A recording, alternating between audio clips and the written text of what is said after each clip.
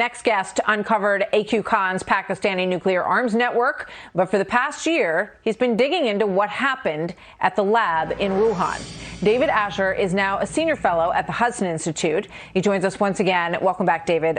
You worked for the State Department under Secretary Pompeo. You were the investigator on all of this. You say that it's highly likely that this was a leak from a bioweapons project in China. Why? Well, it's a leak from at least a bioweapons-related project. We declassified information on January 15th that there were sensitive military programs going on at the Wuhan Institute of Virology, and I assume at several other facilities in Wuhan that were funded by the Chinese military. And these were programs that were not associated with biodefense. The Chinese declare extensively their biodefense programs every year at the Biological Weapons Convention in Geneva, Switzerland. They did not declare coronavirus since 2017 as a priority area for research, and the Wuhan Institute was declared as a civilian institute that did not conduct military activities. That sounds rather suspicious to me, doesn't it, to you? Yeah, it does. So we also know that they were doing gain-of-function research, which is a way to make a virus more deadly, a way to make a virus, easier to transmit from human to human. And even Redfield, the former CDC doctor, said that he doesn't think that this is likely anything that came from an animal because it learned how to replicate way too fast. Can you explain that?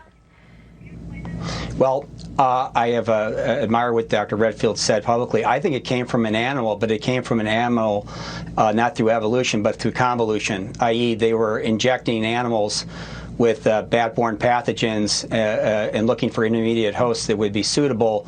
If you look at the Wuhan Institute's own public research, they did research into monkeys and into ferrets and all sorts of intermediate known hosts.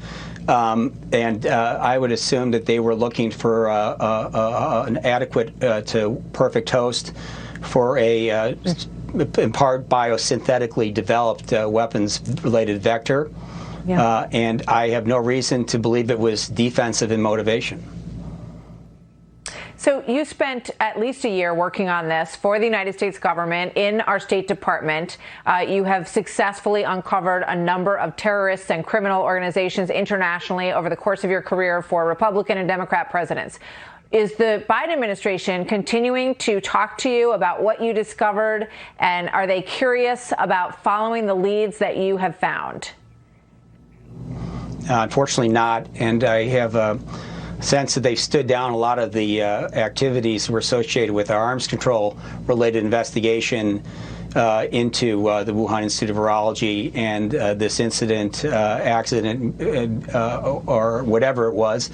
And, I think we sort of suspended disbelief as we wait for the WHO to find facts that it will never find, because they've either been destroyed or they've been denied access and classified as top secret by the Chinese in some fashion.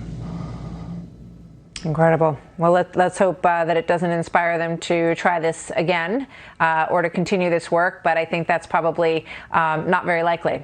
David Asher, thank you very much. I hope you'll join us again, and we want to keep digging on this. Thank you, sir. Thank you.